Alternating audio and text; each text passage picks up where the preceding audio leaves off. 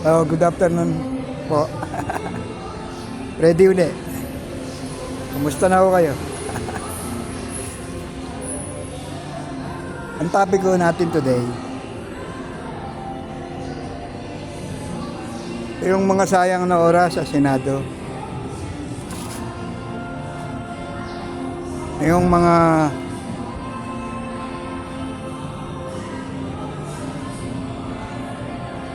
go, mga kibuloy,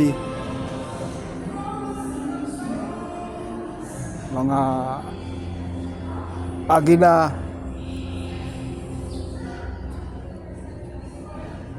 puro politika, walang magawang kontribusyon sa ating nakararami.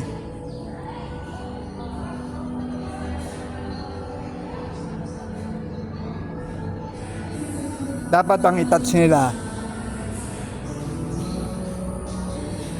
o i-amyenda yung dynasty.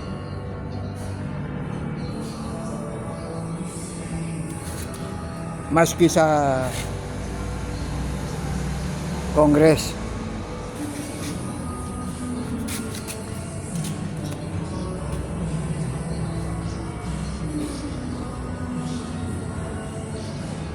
O kaya yung mga benepisyo ng senior, yung social pension na dapat itaas kahit sa 5,000 o 10,000 kada buwan.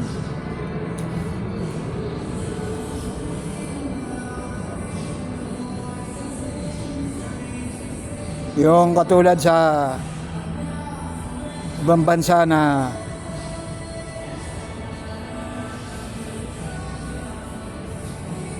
sagot lahat ang gastos ng senyor.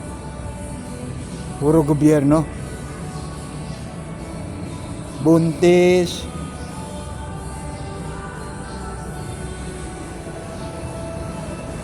mga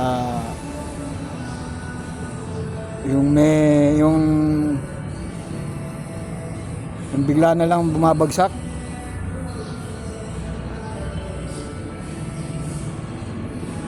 Kalimutan ko na tawag doon.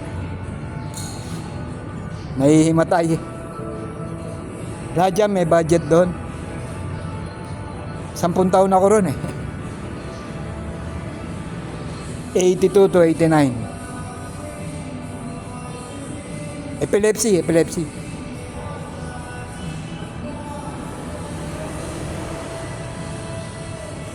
May ano yan, may budget. Kaya lang may nakikita kang ano. Kasi nga, imbis na pagkain, binibili nila alak o kaya drugs. Kaya parang may ano ron. Tsaka yung food stamp, yun ang mga dapat pag-usapan.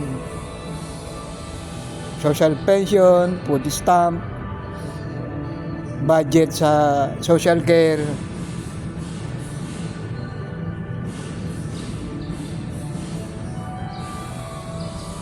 Yun ang mga importante.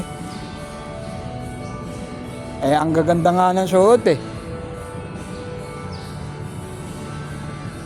Puro politika. Alam mo yung go?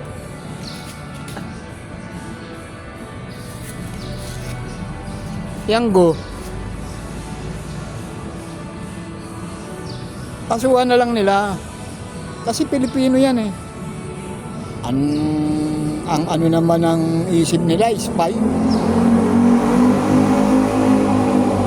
Ngayon lang nila iisiping spy eh. 30 anyos na ata yan o 20 mahigit. Ano naman yung reasonable naman dapat. Pang isang tao lang yan, tagal-tagal na. Biruin mo, kung maka-isang buwan yan eh. Sa 10 senador na nag-iimbestiga eh. 200,000 kada isa eh. 2 million na yan. Ang budget dyan. Plus expenses pa. Na wala namang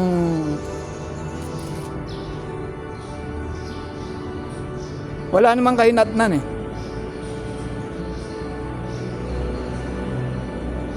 Ako yung sa senior, pinalo up ko yun eh, sa Congress.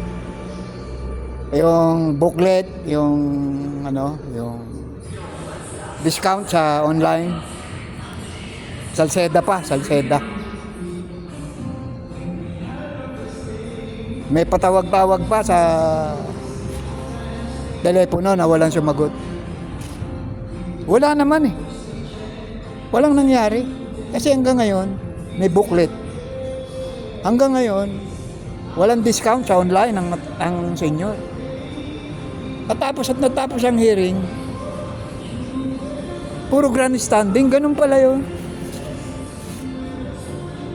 Walang pinal. Pwede pala yung ganun, iimbestigahan nila walang pinal. Ibig sabihin, wala talaga, taking time, puro pakitang tao. Pwede pala yun. Kahit i-research nyo yung kay Salceda. Ang sabi nung nagbibigay ng discount, hindi malinaw kung itatax deduction. Doon na natapos. Walang nangyari, parang pachismis lang, kwentuhan, masabi lang may hearing. Kahit mag-hearing dyan sa Senado, yung sa Dynasty, walang pinal yan. Kasi nga puro pakitang tao.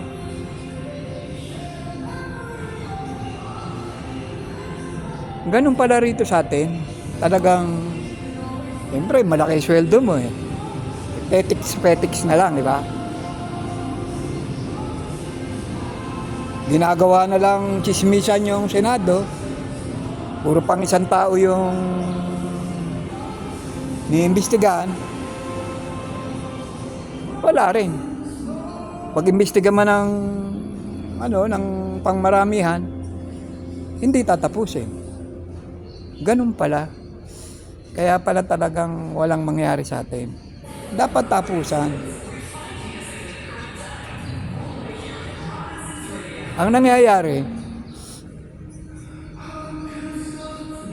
politika, laging alaga ng boto.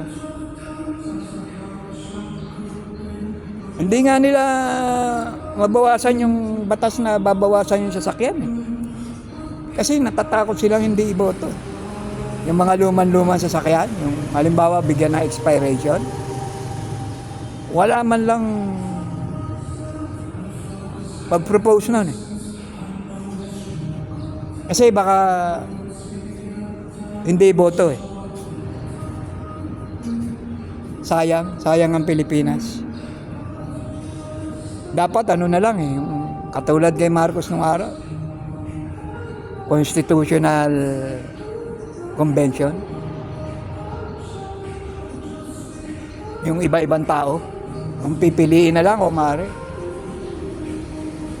Ayan, balik-balik lang. Nakakasawa na apelyido. Kaya minsan, di na ako naboto.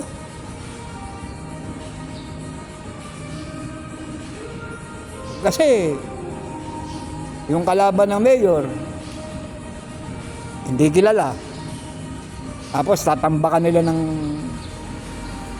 tarpaulin, yung iba-ibang subdivision. Kasi bibigyan nila ng libreng sakay sa presinto, botohan. Basta yung dami ng poster, talagang marami sa kanila. Inaalis pa nila yung konting poster ng kalaban. Lahat ng paraan gagawin.